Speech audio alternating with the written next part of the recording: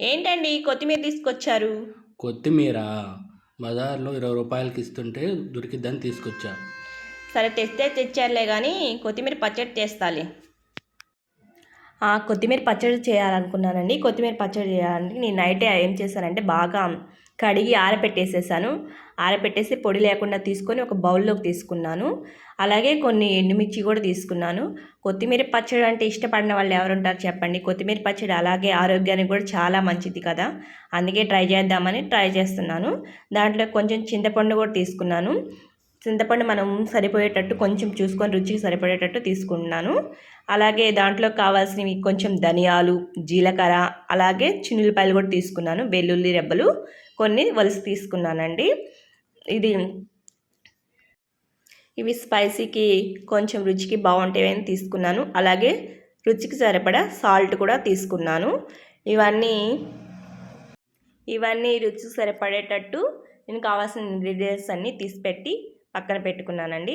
అలాగే stove on చేసుకొని బాండీలు పెట్టుకొని దాంట్లో కొంచెం నూనె వేసుకున్నాను.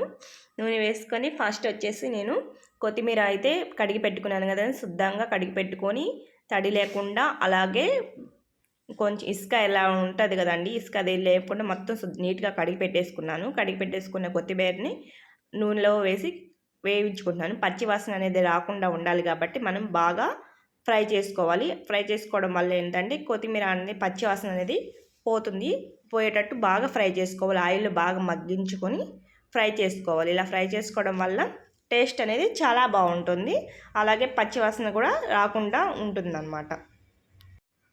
బాగా డ్రై అయ్యేంత వరకు బాగా ఫ్రై చేసుకోవాలి. అలాగే నేను స్లిమ్లో పెట్టి మంచిగా ఫ్రై చేసుకుంటున్నానండి. చూడండి, బాగా ఫ్రై చేసుకున్న తర్వాత దాన్ని ఏంటంటే సపరేట్గా మళ్ళీ ఒక బౌల్లో తీసి పెట్టుకోవాలి. ఇది బాగా ఫ్రై అవ్వాలి. మీడియం ఫ్లేమ్లో పెట్టుకొని బాగా ఫ్రై చేసుకోవాలి.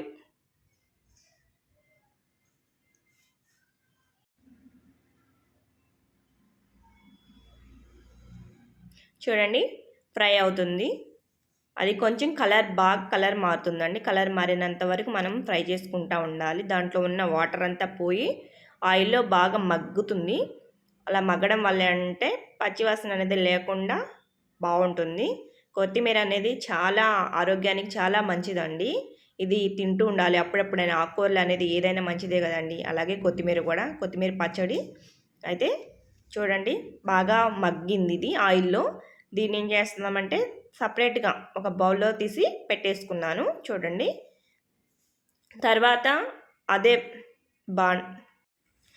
అదే బాండీలో కొంచెం ఆయిల్ వేసుకొని మళ్ళా కొంచెం జీలకర్ర, ఎండుమిర్చి, ధనియాలు కూడా వేసుకొని ఫ్రై చేసుకోవాలి. చూడండి, ఆయిల్ కొంచెం వేడయ్యాక దాంట్లో ఎండుమిర్చి, అలాగే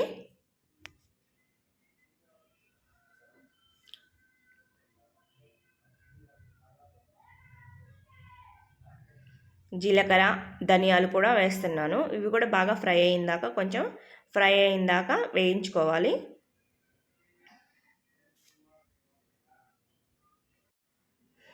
కొంచెం సేపు వేయించుకోవాలండి. ఇది మీడియం ఫ్లేమ్లో పెట్టుకోవాలి. హై ఫ్లేమ్ పెట్టడం వల్ల ఏంటంటే త్వరగా మాడిపోతాయి కాబట్టి మీడియం ఫ్లేమ్లోనే పెట్టి చేసుకోవాలి.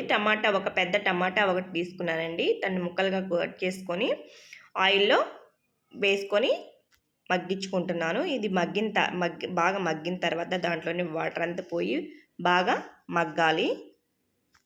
మనం ఏంటంటే అప్పటికప్పుడు కొంచెం అనేది నేను తక్కువ క్వాంటిటీలో చేసుకుంటున్నాను. నేను ఎక్కువ క్వాంటిటీలో చేసుకోవట్లేదు, తక్కువ క్వాంటిటీలోనే చేసుకుంటాను. కొంచెం కొత్తిమీర తీసుకొని చేసుకుంటున్నానండి. ఎందుకంటే ఇంట్లోకి అప్పటికి తినడానికి మాత్రమేనని కొంచెం ప్రిపేర్ చేస్తున్నాను. అందుకని ఒక టమాటా మాత్రమే తీసుకున్నాను, కొంచెం కొత్తిమీరలోకి మాత్రమే. ఇది మనం ఎక్కువ క్వాంటిటీలో తీసుకున్న బట్టి క్వాంటిటీని బట్టి మనం టమాటాలు కానీ, ధనియాలు, జీలకర్ర లాంటివి, చింతపండు కానీ క్వాంటిటీ పెంచుకోవాలి. నేను తక్కువ క్వాంటిటీలో తీసుకుంటున్నాను కాబట్టి తక్కువే చేసుకున్నాను. అవి ఫ్రై చేసినవన్నీ మిక్సీ జార్లోకి తీసుకున్నాను. మిక్సీ జార్లో తీసుకొని మిక్సీ చేసుకుంటున్నాను. చింతపండు కూడా వేసుకున్నాను, టమాటా, ధనియాలు ముందు అవన్నీ వేసేసుకున్నాను. జీలకర్ర, ఎండుమిర్చి మిక్సీ పట్టేసుకుంటున్నాను. కొంచెం ఫైన్ లాగా, మళ్ళీ మెత్తగా కాకుండా ఫైన్గా నేను డ్రై చేసుకున్నాను. బాగా ఫ్రై అయిన కొత్తిమీరని కూడా దాంట్లో వేసి మిక్సీ పట్టేసుకుంటున్నానండి. చూడండి చూడండి నేను గ్రైండ్ చేసుకున్న కొత్తిమీర పచ్చడి, దీన్ని గ్రైండ్ చేసుకొని ఒక బౌల్లోకి తీసుకున్నాను. దాంట్లోకి పోపు వేసేసుకున్నాను. ఈ వీడియో కానీ మీకు నచ్చితే